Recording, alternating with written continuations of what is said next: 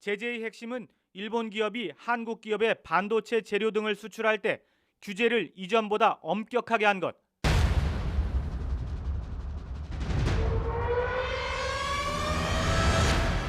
김상조 청와대 정책실장은 우리에게 가장 아픈 지점이었다고 밝혔습니다. WTO 제반 규정에 부합하지 않습니다.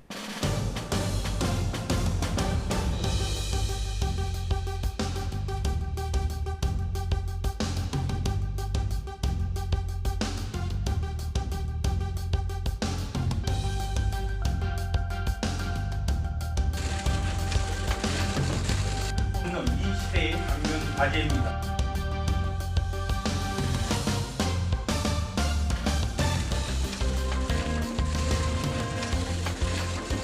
일단 시간을 좀 벌었다 이렇게 말씀을 드릴 수가 있겠습니다.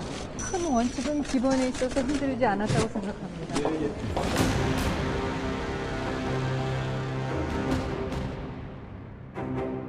WTO 제도를 통해서 일본 조치에 대한 불법성과 부당성에 대해서 충분히 객관적으로 입증하고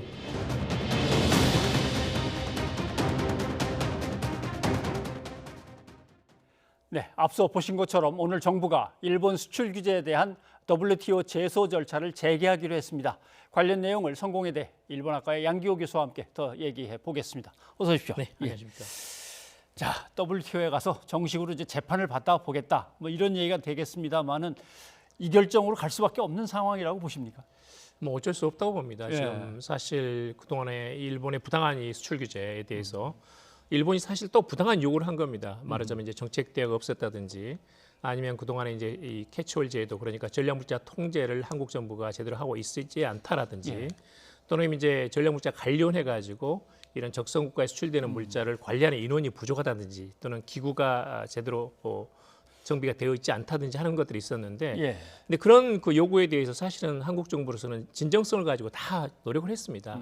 충분하게 노력을 했고 그동안에 수차례 정책 대화를 했기 때문에 이 부분에 대해서는 원상복귀가 돼야 된다. 7월 1일 작년 7월 1일 이전에 다시 되돌아와야 된다는 것이 한국 정부의 입장이고 거기에 대해 수차로 요청했음에도 불구하고 굉장히 묵묵부답이었거든요. 예.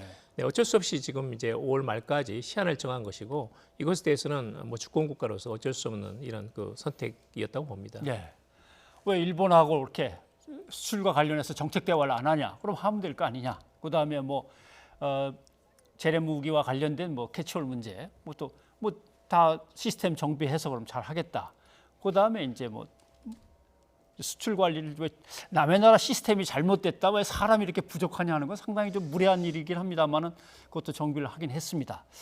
그러면 받아줘야 되는데 일본이 받아주지 않는 이런 태도를 보이는 이유는 어디에 있다고 보십니까? 사실 말씀드리기 위해서 어떤 면에서 내정 간섭입니다. 예. 한국의 법령을 고치고 한국의 기구를 개편하라는 것은 이건 무리한 요구이고요. 출발부터 이게 잘못됐다. 수출 규제를 하는 것 자체가 사실 그 배경에는 이제 강제징용 해법이 있거든요.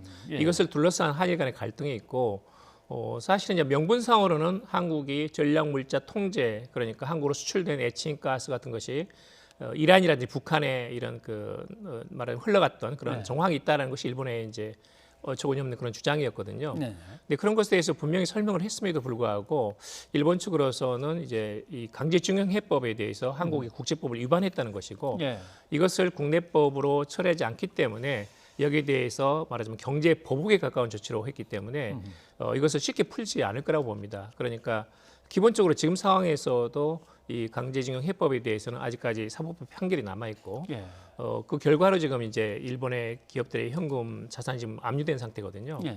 이 부분에 대해서 완전하게 일본 정부가 해결된다라는 어떤 전망이 서지 않는 한은 이 수출 규제를 그대로 가져갈 말하자면 한국에 대한 압박 카드로서 악용할 그런 가능성은 여전히 남아 있습니다. 아, 예. 결국은 어찌 보면 우리의 제일 아픈 부분을 기습적으로 강타를 했던 겁니다. 물론 우리가 어떻게든 대응을 했습니다만은 그래서 결국은 우리는 일본한테 무엇을 이렇게 이제 고민하다가 시민운동 차원에서 불매운동도 벌어졌거든요. 일본도 상당히 아팠을 것 같은데 글쎄요, 좀 느슨해졌는지 모르겠습니다만 지금 상황은 어떻게 보십니까? 뭐 사실 저도 이제 작년 7월달에 일본에 수출 규제할 때 걱정을 많이 했습니다. 예. 소재, 부품, 장비를 만드는데 굉장히 핵심적인 그런 재료이고 예를 들면 포토레지스트 같은 것은 한 90% 정도, 그리고 고순도 불화수는 한 40%전 세계 생산량을 일본이 차지하고 있거든요. 근데 걱정을 많이 했는데 대부분 다 극복을 했습니다. 예. 예를 들면 이제 국내에서 이걸 그 생산량을 늘리거나 아니면 다른 데서 수입 대체를 하거나 해가지고 지금 대부분 이 디스플레이 그다음에 반도체 우리의 이제 주력 그 무역 상품인데요. 예. 이 부분에 대해서는 거의 극복한 그런 상태입니다. 오히려 일본 측이 지금 상당히 피해가 있었습니다. 예. 그러니까 한국에서 일본을 수출하는 것보다 일본에 수출하는 것이 한 23배 정도 줄었습니다. 예. 그리고 이제 그동안에 이제 불매 운동이 일어나면서 한국에 투자했던 일본 기업들이 좀 피해가 막대했어요. 예.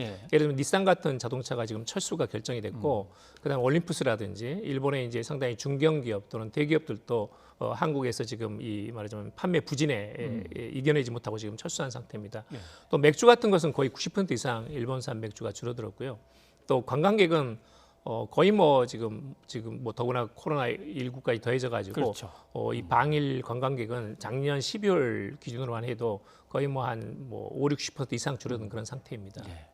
이제 이렇게 돼서 WTO에 가면 결국은 일본과 우리가 나서야 될 거고 제3자가 이제 또 거기에 이제 참여를 해야 될 거고 뭐 사무국이 만들어지고 하면 상당히 오래 걸리겠죠. 이건 이제 패널을 구성을 해야 되는데요. 예. 이제 패널을 구성하면 그다음 이제 절차로 갑니다. 예. 그러면 최소한도 한 1년 정도는 걸리고 이게 이제 1심이 있고 또 2심이 있기 때문에 최종 가게 되면 한 3, 4년 정도 걸릴 수도 있습니다. 네. 단지 이것은 한국 정부가 강력하게 일본에 보내는 경고 메시지다 이렇게 보면 될 것 같습니다. 예. 그러니까 이제 앞으로도 강제징용 해법을 둘러싼 한일 간의 갈등이 있고 또 일본이 예를 들면 만약에 현금화 된다면 일본의 기업들의 자산이 현금화 된다면 추가로 수출 규제를 할 가능성이 있거든요. 예. 근데 그런 부분에 대해서는 한국이 결코 용납하지 않겠다. 이런 그 경고 메시지를 보낸 거다 이렇게 볼 수 있습니다. 네, 알겠습니다.